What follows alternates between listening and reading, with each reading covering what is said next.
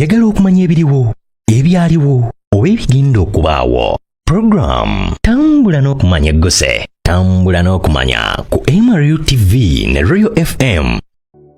Okwonoona obutonde bw'ensi kiringa ekyafuuka ekinyomo mu Bannayuganda ensangi zino.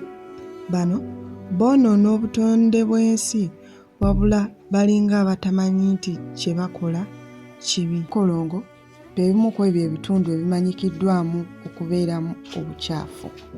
Ng'era bano bennyini obukyafu be babwereetera kubanga tebalina ntu nti no wano we basuula ebicupa oba nti no wano we basuula kasasiro. Buli omu waasanze wasuula kasasiro. Emyala gyonna gyazibikira olw'obukyafu nti bano bayiwamu kasasiro olw'ensonga nti emyala giriraanye ennyumba z'abatuuze we basula.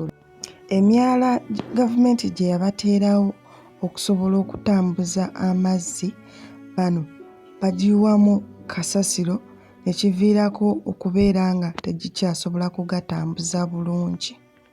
Omu ku batuuze be twogeddeko nabo atutegeezezza bw'ati. Naye era wayita ennaku 2 abantu ne baddamu ne bayiwamu kasasiro ekiraga nti abantu tebafaayo ebitonde n'obulamu bwaffe n'obulamu bwabwe tebabufaako.